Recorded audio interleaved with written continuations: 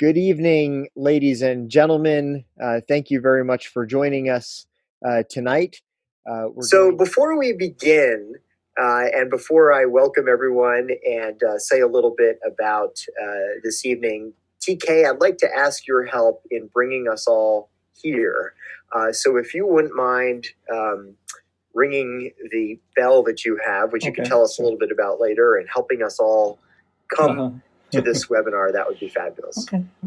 Right, then I'll just simply ring the bell. Maybe you can sit with your back straight a little bit and relax your body and just focus on your breathing. Just breathe in and breathe out. And I'll just do 3 bells. And so during those time, I hope you can bring it back to yourself, to the present moment now. So you're ready to this seminar, webinar.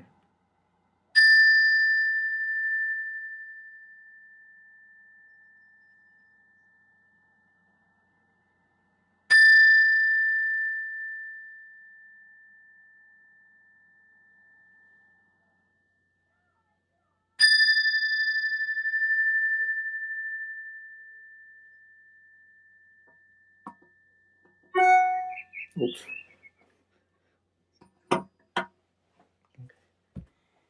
Thank you for that.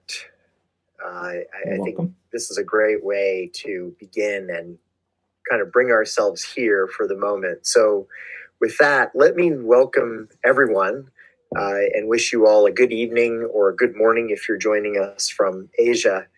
And joining in what is the 5th Engage Asia Resilience webinar.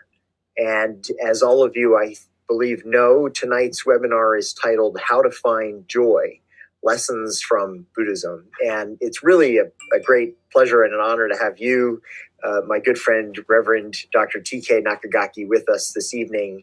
And I'll say more about TK in a moment. I'd really like to thank all of Engage Asia's supporters. We're a nonprofit organization based in New York, still young. And during COVID-19, we decided that as a service to the community and to all of those who are engaged with Engage Asia, we would like to put on a series of webinars that might offer suggestions, advice, thoughts that have a kind of Asia connection to how to live in this new world in which we find ourselves. And so this, as I mentioned, is the 5th such webinar. Engage Asia is a nonprofit organization that has a mission primarily of engaging teachers in innovative programs that build cross-cultural understanding and foster community throughout the Asia Pacific. And this summer, we're going to have a program that took teachers to Taiwan, and now it's going to become a virtual program. The Engage Asia Resilience webinar series offers stories, lessons, and ideas that aim to inspire and build resilience in the face of change and uncertainty. And tonight's webinar, I should say, is co-sponsored by TK's organization, the Heiwa Peace and Reconciliation Foundation, and we'll look forward to learning a little bit about that later on. I do want to let you all know that we're recording this webinar tonight, and we very much want participation from the audience. So right from the beginning, we would encourage you to come in with your questions, and you can do that 2 ways. You can write your questions in the chat, or you can use the Q&A feature at the bottom of your Zoom screen. Either way is perfectly fine with us. And I'll start weaving in those questions once they start coming in. So with that, let me just tell you very briefly who we are with tonight. Reverend Dr. TK Nakagaki is president and founder of the Heiwa Peace and Reconciliation Foundation of New York. He's also executive officer and former president of the Buddhist Council of New York. He works a lot with the city in interesting ways. He works with the New York City Police Department as a clergy liaison, and he's a member of the New York Forward Interfaith Advisory Council appointed by Governor Cuomo. So we'll look forward to hearing about some of these activities. And I think, TK, a number of people in that poll early on said they were interested in a bit of your personal story. And I know we've known each other for a long time, but I don't think I've ever asked, how did you become a Buddhist monk? How a priest? How did this happen? How did it develop? We'd love to hear a little bit about that personal story. Yeah, I wonder how did I become priest? I still don't know how I became. I mean, actually, things are, something happens and something happens, something happens. It's always like a patterns. Definitely, I wasn't planning to become a priest, when I was small. At least, when people go to elementary school and so forth, every time people ask, what do you want to become? And then, but I remember I always didn't want to become a priest, Buddhist priest. I hate the Buddhist priest because my grandfather has a temple, and every time I go there and have to sit down for a long time, and the discipline's a little bit harder for the children. When I little TK, so.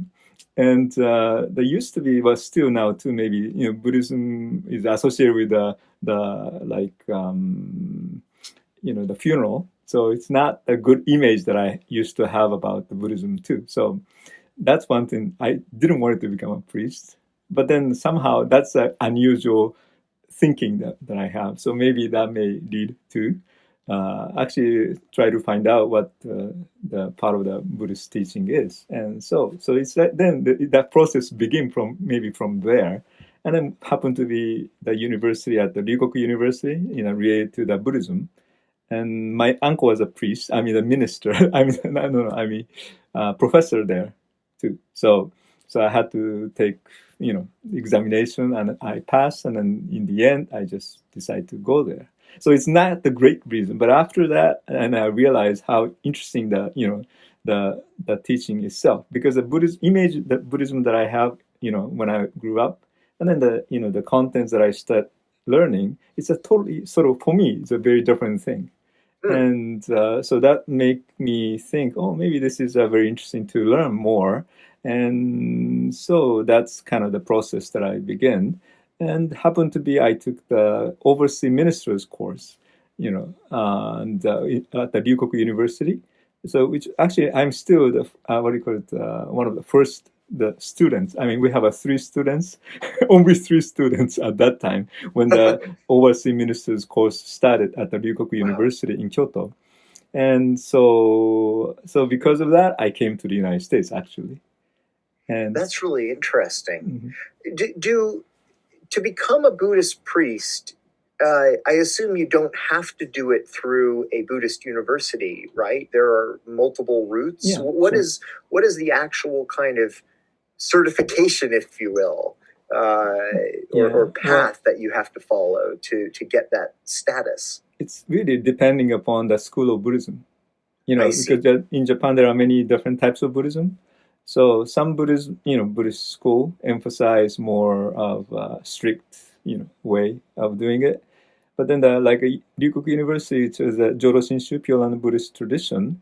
So which means once you went to the university, you can skip certain things, before you have a test and so, it's like a little privilege that we have. So in a way, once you got into that university, you're sort of free to ordain, meaning, but not really free, but, you have to go through the ordination parts, join with the Ryukoku Honganji, the Mother Temple, but yet still, the first ordination you can probably do without much of knowledge. Actually, I was a really bad student. Meaning I didn't study much at that time, so... And you just experience the world. Yeah. This is still the same way. I experience first, and then I start learning later. So, well, that sounds. We'll get into it in a moment, but it sounds like a Buddhist approach in many ways. But TK, so after you finished Ryukoku, then did you come directly to the United States to serve as in a temple, or? Well, actually, I went to another school, like a private school of the Jodo Shinshu, Pure Land Buddhist, because my background itself is a Buddhist history when I was in the Ryukoku University. So I'm not too familiar with the essential teaching of the Jodo Shinshu in particular, right? So I thought I should study more before I go to the United States. And so I went to the Gyoshin Kyoko, which is in Osaka. That's actually where I really met the wonderful teacher. It's actually that's the teacher that I have for my life at this point. Oh wow! So it's a short period of time, only 2 years I was there, but it's like a same. I mean, the value that particular 2 years is like at least 10, 20, maybe 50 years. I don't know, because I'm still become my base of the everything that I do now. So wow. There's one audience member who's asked a question which I think is interesting. Mm-hmm. Wants to know what's the main difference between Ryukoku and Otani Daigaku. Oh, one simple difference is Ryukoku University is Nishihonganji. There are 10 actually different Pure Land Buddhism. The Jodo Shinshu itself has 10 of them. So one is Higashi Hongan, Honganji-ha, Jodo Shinshu Honganji-ha, and then the other one is like Jodo Shinshu Otani-ha. So those are very big ones. Those two are big ones. And mine is actually Nishi Honganji, Western Honganji, right? And if you go to Kyoto, there's a Honganji in the west and a Honganji in the east. Higashi Honganji. So Higashi Honganji is the Otani. So Ryukoku is Nishi Honganji. What's the main difference between them? Is it primarily just the founders, or is there a philosophical kind of difference? It's a little also philosophical different, but it used to be like how how you control the religion at that time, because Honganji becomes so big in a history. I mean, if you study history of Japan, so it become like very powerful. That all the peasants, and it's not like a higher class, but yet all the common people got really become very strong, and like a ikki. I don't know, how do you call it? It's more like a human rights movement at that time, like 15th century or so, or 16th century. So at that time, the Honganji becomes so, big, and then it just have so many ways they have to control. The best way to control is divided, actually. So in a way, Higashi and Nishi was divided in a kind of political reason. One is more like the conservative person, and then the other one is a little more liberal person. So one support the others, and then separate, and they know. I mean, those are. I mean, you can read this history. It's going to be a long story of that. Right. So I do want to ask you, if we have time later on, a little bit about the differences in Buddhism in Japan. But I think so many people really would like to hear a bit about Buddhism's teachings in terms of some of the things we're dealing with today. One participant here writes, Mark Vlasic, who you and I know well, says that we'd like to learn some suggestions for finding happiness and calmness in this time of pandemic. And I think a lot of people are coming here tonight, wanting to hear some insights from Buddhism. I know you and I have talked before about, how the Buddha said the only thing permanent is change, and uncertainty is kind of a principle. But let's get into that a little bit. Could you tell us what maybe you've start been from thinking that, about maybe from a Buddhist perspective? Because one of the important basic teaching of Buddhism itself is the interconnectedness. But then because of the interconnectedness or interdependence, then what you find is the first, life with suffering comes from there too, actually. Because interconnected means one changed, then the other changed too. So it just affected each other. And so, so because of that, everything become impermanent, because one changed, everything changed. So there's a like a Buddha said, right? Like everything's created by the cause and the effect, cause and the conditions, and then so everything disappears in the same rule. So it's like because of the interdependence, everything is created, and then remain changed. Everything is always changing. Constant change is the one that the Buddhist teachings. So in a way, this is very natural. Life change, and sometimes a big change, sometimes small change, radical change happens. So it has been that too. Oh, the dog is happy here. I don't know whether you hear the sound, but well, that's part of the changing or unchanging yeah, nature. Because dogs are so happy now, right? I'm sorry, just right. Dog is and then Right. the flowers. I have good thing is for me is the little gardens here too. So garden seems very happy, and then the all those cats and dogs are very happy. Seems like only human beings are not happy much, but yet other people, other living beings seems pretty happy.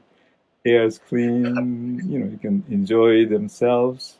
Yeah, but I'm sure that some of us, because some people say great, right? How Right. this particular consider. I mean, so it's all depending upon the conditions what they have.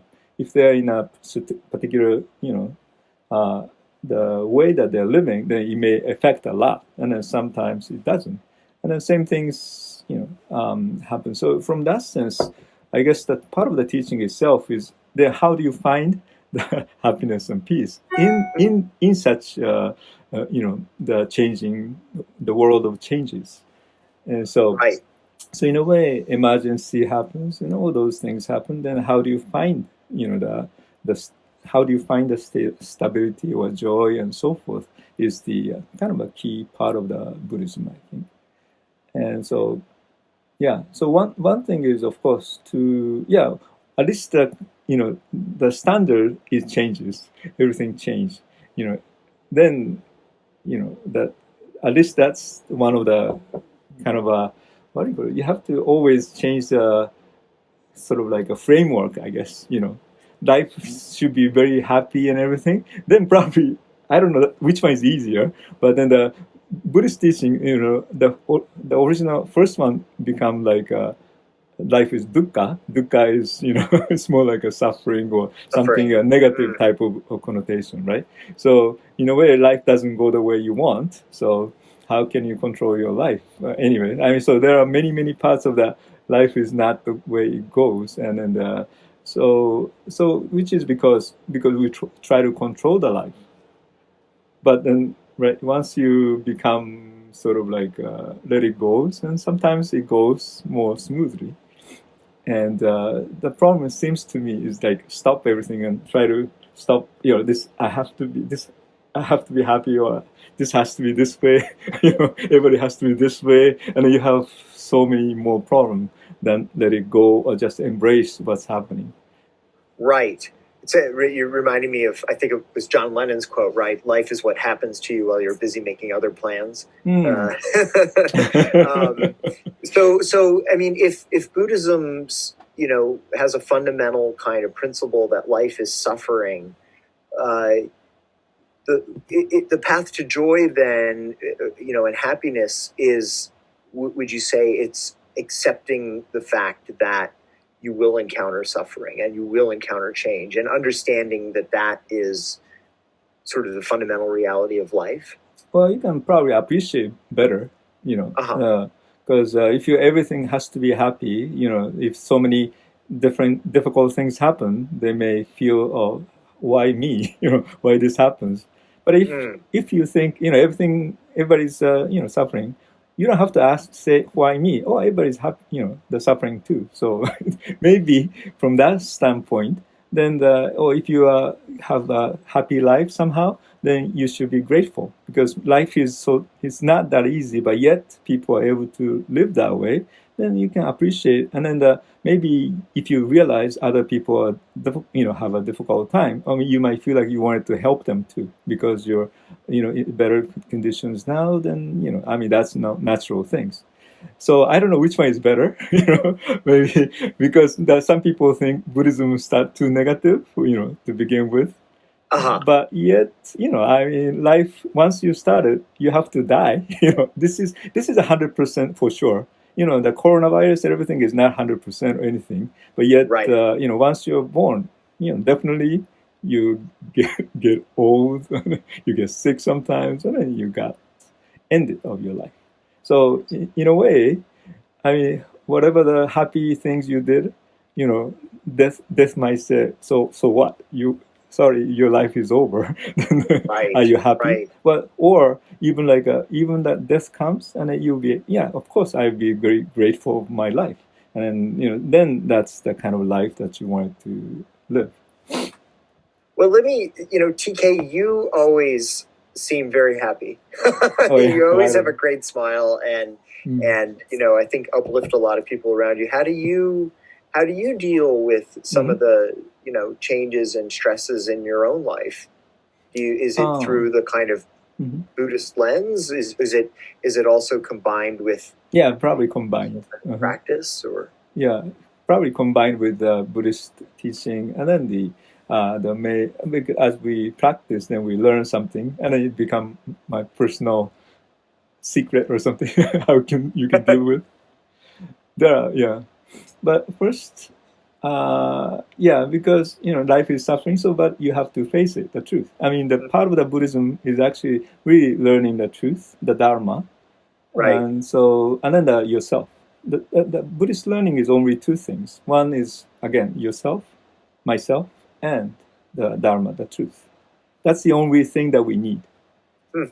So I mean, primarily. So Right. the part of the Buddhism. I mean, actually, even the Buddha before Buddha passed away. Last word. I mean, it is the last words almost. It says that rely on yourself. Do not depending upon anybody else.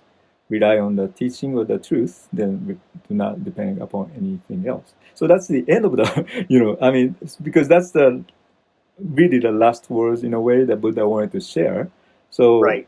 he never said, "Yeah, just pray for me," or something like that, or so you have to respect me and stuff like that. But rather, the question is going to yourself, your life. So you're the one who need to know the truth and then define the truth. So it's like a relation with it. So the truth could be not always nice, right?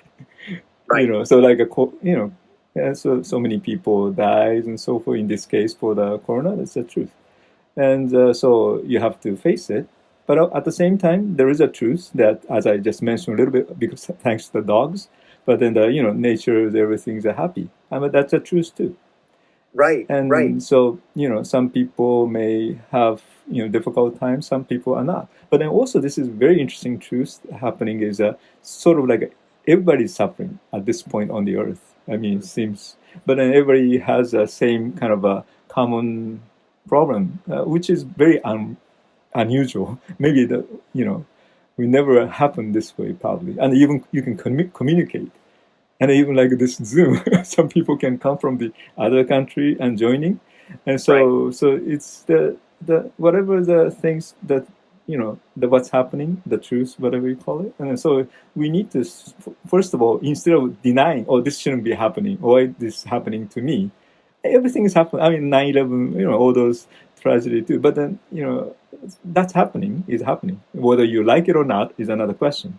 So Right. the knowing the truth or facing the truth then is meaning really try to accept the truth, right? So acceptance is very important. Whatever the condition you are in, or if you fail something, oh, I fail. Oh, okay, so I have to probably embrace that or accept that particular fact, then you can go something with it, so whatever my strategy or the way that Buddha teaches, actually, right, as I said, learning the truth. So I have to open up my eyes in order to see those things, and I don't want it to be too much of self-centered way, but rather what's really happening, we try to understand.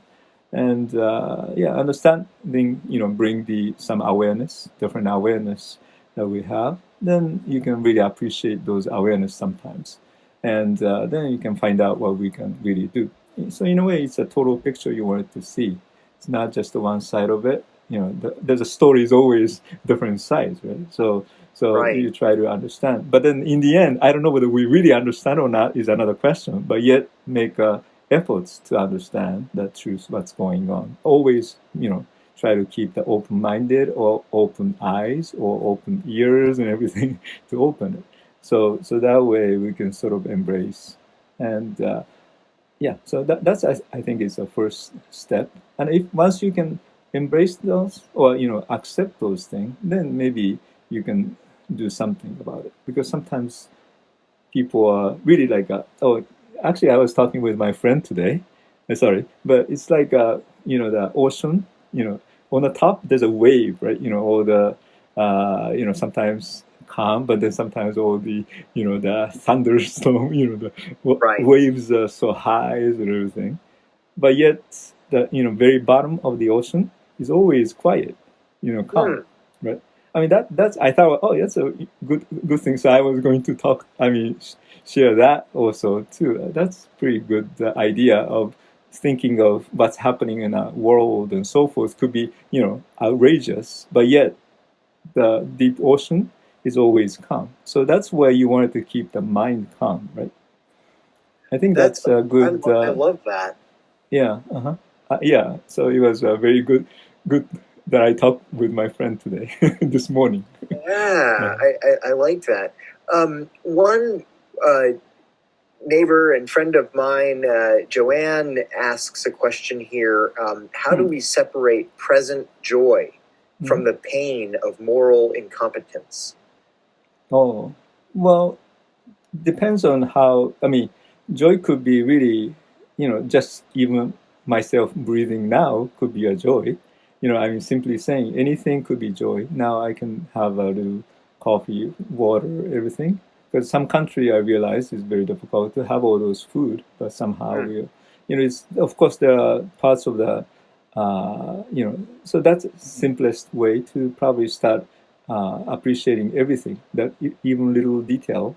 And then at least maybe I'm not be I mean I may be suffering, but then the animals are at least happy, or this I mean is that's also that kind of a happiness you can create too. And Right. so I think it's what kind of eyes you have. I mean, depends on the position where how you look at it. I mean, it changed a lot of way. And but at the same time, like a hope. I don't know. Some people feel like there's a hopelessness and stuff like that. A lot of time people talk about, but those things are also kind of related to the I think find the joy. Find the joy is probably meeting the truth in a sense is really the joy actually.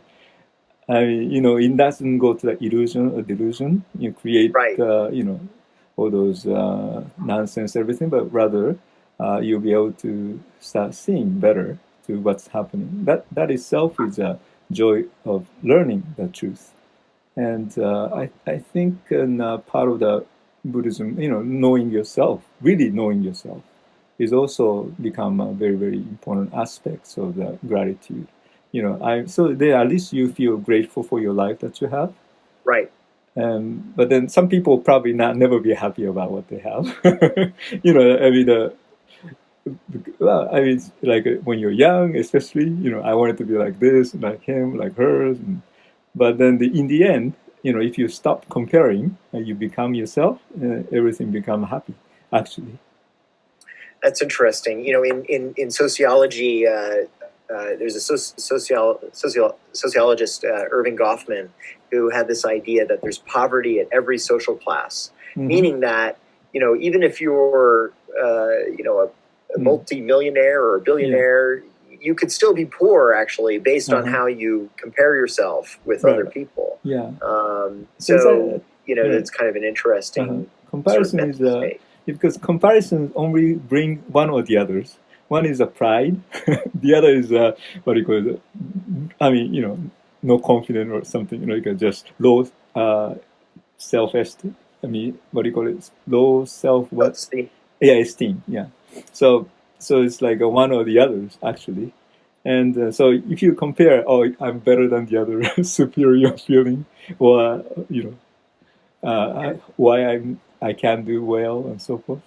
Would comparison also, regardless of whether you're comparing yourself from a positive or negative perspective, would that also be, kind of engaging the ego, which I think Buddhism wants to kind of Yeah. help you tame? Well, rather just if you stop compare, and then Uh, just brace yourself. I mean, you compare with somebody, something, right, but then instead of comparing something, just focus on yourself. Meaning, like right, really know yourself, type of things, or accept yourself, who you are.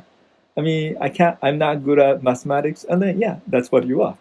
But you right, may be good at something else, right, and because it's actually very interesting for me, always interesting part of the, number one doesn't mean you're number one, but the others are number one too. People think that, oh, I'm number one, so which means you're number two, number three, and so forth. But part of the Buddhism, I think, is everybody's number one. Once you accept who you are, you're the right. only one who can live your life, right? I mean, I'm the only one I can live my life. Yeah, Yeah. yeah, So in a way, you're living your life. Then, if you live fully, then of course you will really, be responsible of your life. You don't compare. Oh, because of that, I got so miserable and stuff like that. You don't have to say those. You just stay, and then you just whatever you have a problem. Well, I mean that's the life. So you should be responsible. Nobody else can be responsible of your life, right? right. Yeah. So You are the number one TK, not yeah, your so, right. And then you are the number one David James. TK, tell me, I'm curious, and I think others might be too, a little bit about this virtual background. I mean, it doesn't look Oh, virtual. It looks like you're really in this temple, but oh, I, yeah. I, Okay. I think you said it's a Korean temple, and I Right. just wonder if you could tell us a little bit about, Mhm. what we're looking at here. Oh, yeah. This is a Korean temple in a main shrine of the Buddhist temple. Most of the time, there's a Buddha is gold color. This is also nice to, in a way, maybe related to the skin of color, you know. And Right, yeah, so because I mean when we attain the like enlightenment, the truth, fully attain the truth means so, meaning you gain the wisdom and you gain the compassion at the same time. And so the Buddha represent the kind of a fulfillment of wisdom and compassion, so, and so that's a central. But then also the Buddha is golden color, as the way gold as a very number one, right? So again, number one color, the gold. Everybody become number one color over there, right? And so wow, because of the skin of color, black or white and so forth, it doesn't really matter. I mean, from one sense, or right, actually, once you become really fully understand, then you don't the color disappear, right? And then you really each one has their own, the true value, or I don't know, precious life that they have. And then if right, those life become shining, like right, you have in a lotus in your background, but that's right. like each one has a lotus in itself, right? Lotus is a actually interesting one to transformation, because lotus only blossom in the muddy kind of area. Right. So then most of the nice flowers are actually other place, right? It's a nice playing ground, the cultivated well, but this is different. But then yet they I mean, without those madness, like a suffering and so forth, this flower never grow. So actually, suffering is a source of enlightenment from that sense. So Interesting. more you suffer, it's not really just only suffering you have, but the more you suffer, you learn so many things. If you Interesting. don't have, life is the same way too, right? When we have a suffering, then we learn many things actually. Instead of everything goes well, nothing learned. But yet when we have all those difficult things happens, we learn so many things. And so then we really appreciate the way that we are now, even like a simple happiness that we may have. Right. Simply we can drink the nice water or something, and you could be very grateful for that too. So yeah, it's a transformation flower you have. And so this is here in a way how we can transform the suffering that we have, maybe coronas or anything that we face in our life. What about how do you think about mental health from a Buddhist perspective? Mhm. You know, lots of people, obviously, even before COVID, but I think probably COVID has, according to reports I've read and that are in the common media, there's a sense that a lot of mental health issues will be exacerbated by this, being socially isolated, people losing their sense of identity from their jobs. How do you think about mental health from your perspective? What role does Buddhism play in that? And you can hear my dog now, who's very I know, it's interesting. Maybe, it's hard to know. But that's not my dog, though. By the way, that's a neighbor's dog. That's a little different. So as far as the mental health, from the aspect of Buddhism, Buddhist, well, it's actually like Buddhism is learning the mind. A mind is the probably most important aspects of Buddhism.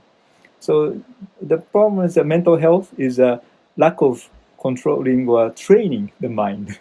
Because we don't learn how to train our mind. I mean, especially in this country, or we learn so many outside things.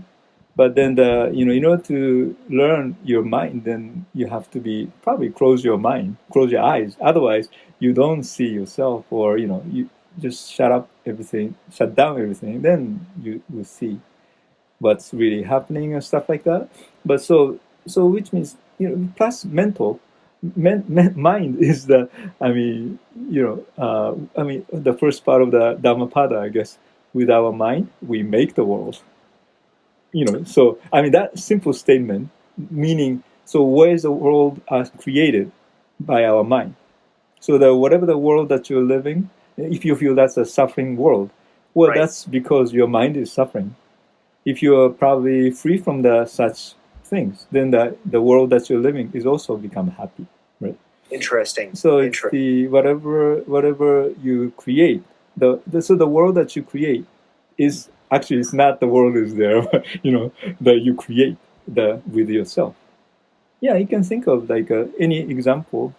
Well, when you love somebody, world, and then you get the first boyfriend or girlfriend, you're very happy, and our world changed everything. But then after that, maybe they lost separated. Maybe world is not happy at all. So the world is different. It's basically not that much of a difference. So the things that happen is their mind and thinking, or how they see the world change. So it's that's why you need the cultivated mind is actually the way that we say in our Buddhist traditions. How you cultivate is, many different ways, of course. Simply, you can start the different things too. I don't know how much detail I should talk about, but mind is probably one of the most important things. So even realize how the mind works. Why do I have people who I like? Or love? Why do I have the people I hate? Right. What's the difference? Is there a person that I hate, or is there a person that I love, or is there myself who regard them as the good person, bad person? So just simple question like that will create the different things. So the greed, anger, that's what we have, create a difference. If most of the time, the people who you like is the one who bring the benefit to you. That's the natural things. Right. Yeah, and then whoever, the good friend of mine does not necessarily mean a good friend of others. Some people have, of course. TK Tom Flint, one of the participants here, writes that you mentioned enlightenment. Could you describe your own personal experience with being enlightened? Was it a singular moment, a gradual realization of the truth, or something else? Do you consider yourself enlightened? I'm not really enlightened or anything. But I feel like it's a part of the embracement by the light of enlightenment or something like that. It's like a Pure Land way. It's not like myself could be enlightened, but yet somehow I feel whatever I do will be protected or embraced by the kind of light of enlightenment or light of compassion of the Buddha. And so from that sense, I may not be enlightened, but yet there's a partial enlightenment, or I mean, depending upon what you mean by enlightenment, of course. So the awareness, there's a lot of awareness that I learned from the Buddhism. So, like even like I mentioned a little bit about the school. First time I heard, my teachers and so forth. I was kind of that's what well for me it was in a way it was a moments that kind of drop all the things that I need, I have, but then maybe I don't have to worry about any more certain things like a comparison that I mentioned. That's right. Yeah, it's like also one of the reasons that I came to the United States kind of related to that kind of enlightened moment is like for me it was came to the United States, Grand Canyon for the first time because I was actually high school, and in Japan everything is small, right? Tiny everything. Right. Then once you get first time went to the Grand Canyon, I mean I lost the world. I mean really simply really vastness. I mean this is a vastness, but beyond the vastness. I mean in my calculation of that, and so yeah, it become all of a sudden, the world become big and then I myself become so small, But then when you become so small, and then the world is, such wonderful, feeling that we have. I mean that's also awareness too. So one of the enlightened moments in one way. But right. So I think for my experience, I mean depending upon the person, because even Buddhist teaching, there's a, gradual enlightenment or quick enlightenment, so those are a lot of difference because people are different. So you don't have to be the same way that they do, but yet in your own way you enlighten. So some people may take longer than the others, but it doesn't matter. That's your pace. So you just continue. But then sometimes you just speed it up. Sometimes and so there are many examples in Buddhist paths. So for me, even like I like actually the one of the Matsumoto-kun, Keisuke. Yes. So he's working on the cleanup, soji these days. Right. But that Shuri Handoku or Chuda Pantaka, in the Shuri Handoku in Japanese, I guess. But so that story is I always like that too. Actually, that's one of the person that he was very. He has a brother, Mahapantaka. He's a very smart guy. Everything he can just remember everything. And then this Chuda Pantaka is a very stupid, basically stupid. Can memorize everything, but then they both wanted to become a Buddha's disciple. The old days and so forth. But then of course older one, they got enter quickly. You can memorize and study, but then the young one, was so disappointed. I can't even remember or like 5 precepts or 10 precepts and all those things that they, to become a monk. And so, and then the Buddha came to talk to him, and so okay, then all you have to do is just come to the temple or the vihara, so called, and just do the cleanup. Just come clean this area, every day come, and then just say the words like I don't know exact words, but I mean Japanese is like wash the dust, clean the whatever. but so just that's the wash. I mean wash the dust, and then we just clean, and then so just keep saying that particular phrase like those. 赤を払うとかね、治療を落とすとか、そういう感じ、so those words you can just repeat, come and repeat and say, and then all of a sudden he realized that the long time, of course, the patience is also very important for the part of the Buddhism. Right. So yeah, that's something that I want to talk about too. But patience is something to be continue. So if you continue that, even like a simple things that clean up, I mean, then the what he realized is at least just a short words he doesn't remember, but yet what he realized is every day, it comes a couple of days ago already. Then just dust came back again, so it's like just clean up everything, but yet come back, and then you clean and then come back, right? So. So then he realized, this is also our mind too, like a greed come up, and then once you clean, but yet come back again. Back You know, again. hate, you hate. I get rid of the hate again, but then you come back again. So it's like cleanup is not really cleanup outside, but also the inside cleanup. So like in a way, mind, greed, anger, it comes, but then sometimes mind control you, the Right. greed control you, right? Right. Our life. Then you're not really living. You think you're living your own life, but actually you're controlled by your own mind, your own like mind. greed and angers. So that's why. But at least it's nice to know you're controlled. Then Right. I mean, whether you can live without that kind of feeling or not is one thing, of course. Right. But then at least you can start controlling. Being the balance of the greed, anger, and less greed and less anger, and so then you feel more stable. We talk a little bit about the person who likes and dislikes. It's Right. really like a plus or minus. Right. Right. You bring the negative or positive. So it's Right. like a greed or anger is the same way, right? So Right. once you have a greed, you have anger too, probably. Because of the kind of association, both are actually the same thing. So what's in a self, center is we call it self-centeredness. Right. Right. The dogs are barking too. The self-centeredness. He's responding. Yeah. Yeah.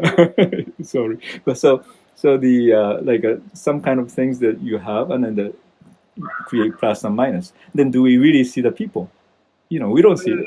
We don't see anybody actually. We see is only me, right? Because it's a reflection of your mind. And then so which means what you see is that actually the foolish is not over there, foolish is here. It's really interesting. Let me. We have a lot of mutual friends joining us tonight. One of them is nice. Debbie Saito, and Debbie writes regarding the context that we don't engage in training of the mind much in the United States. Right. How could we go about changing that? Is there a way to appeal to society to elicit interest, or would it feel externally imposed and therefore be ineffective? I think that's a David's job. Your job.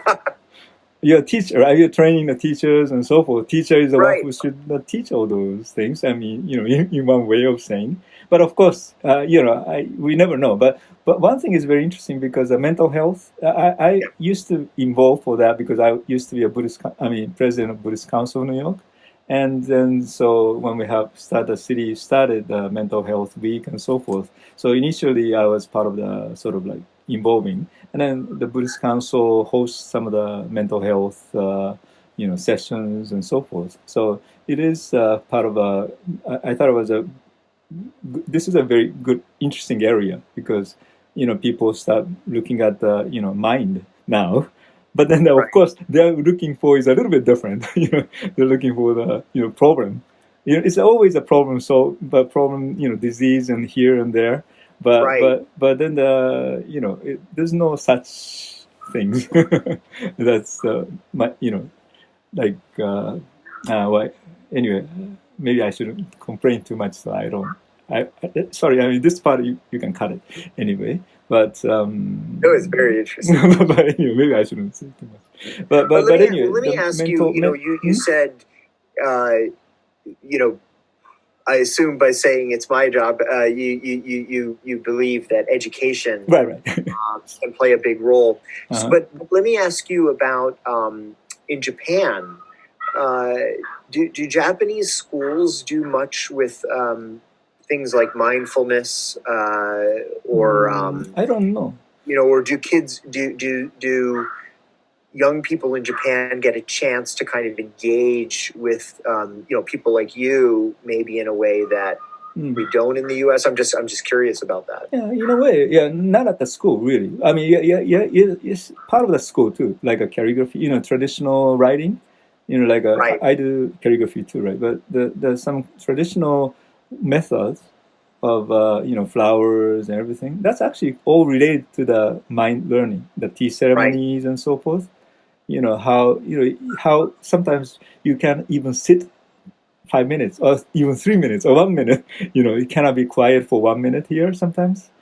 So in a way, it is how you can control your things. And calligraphy, you have to breathe, relax, and concentrate, and so forth. Those are all mind practice. That's true. Yeah, that's true. So that's the kind of a training. Well, actually, you don't have to train yourself much, but yet the atmosphere of Japan itself is that way. I mean, I don't know. Nowadays, of course, things are changes, but I have no idea sometimes. But still, those traditional way is actually a lot of traditional stuff. Actually, is really bringing a lot of mind training related. And then, even like a school, do the cleanup in Japan, right? Here is the that's students true. even don't clean their own room or own the classroom, because but cleanup itself has a different value. It's not just cleanup, and the one that you use it, you should be responsible of what you use. And I mean that the idea itself, and so then you appreciate the room. I mean, how difficult the cleanup. You never, if you don't clean, you never understand what the cleanup means.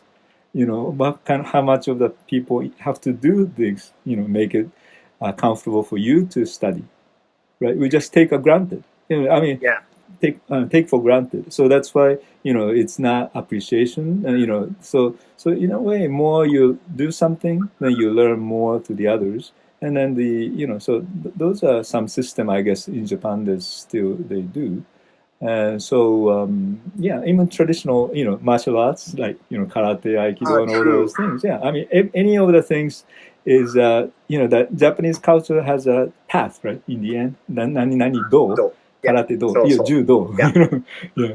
So that do is a path of enlightenment, actually. So any of the things that you do become a path, because Right. so you really deeply engage, then you can really because interdependence, right? So which means if you really deeply understand something, that's all connected to everything else.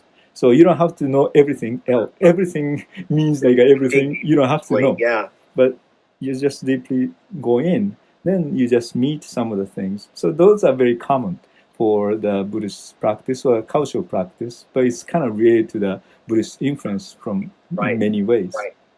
Yeah.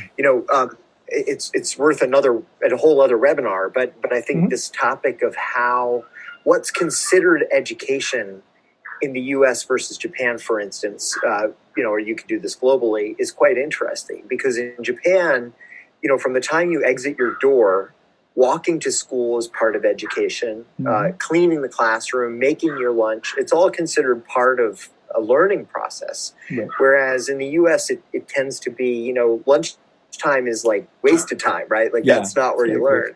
But TK, we only have a few minutes left, and there's so many things we didn't get to. Yeah, I know. One of the important things that I would like you to definitely tell us about is Hiroshima and Nagasaki, what's going on. So I'll turn it over to you for that. Yeah, okay.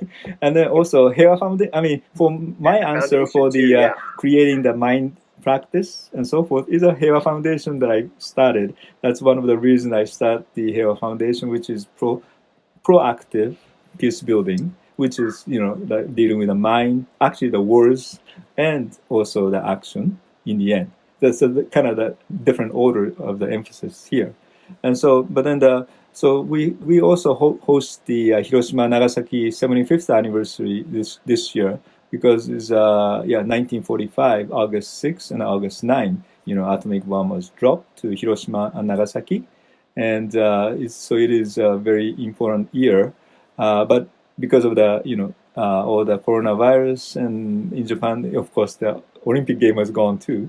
But then we decided to continue, and somehow we use like this way webinar type of things, and so online we're going to connect to the Hiroshima, and then the New York, and then hopefully to the world to come in. So that please. I will announce it somewhere, but August 6 and August 9 in Japan time. I probably do the four different events on a kind of related to the morning exact moments, and also we have a prayer and peace concert later on in the evening. So that's where we're going to have kind of a webinar. Connected to the Japan and the U.S. What's the I typed in the name of your organization, Heiwa Peace and Reconciliation Foundation, but what's the website? HeiwaFoundation.org. Okay. So I'll list that on the engageasia.org website as well, so that people can tune in to that. Right. This is, of course, the 75th anniversary of the end of the war and, of the bombing. So it's a particularly special year to do things. Yeah. So hopefully with a good program that we can provide. But also, David, thank you so much for helping, me to be this way. And I welcome you to the Heiwa Foundation just recently. So I hope we can work together because this program itself, educational, very important. And then the proactive, the one that I wanted to develop is the same idea. So let me just finish with Bell. Okay. Sounds great. So thank you so much, and then thank you everyone to watching this show and joining meditation. Sorry. Calming down your mind and bring wisdom and compassion to yourself, and then share with others.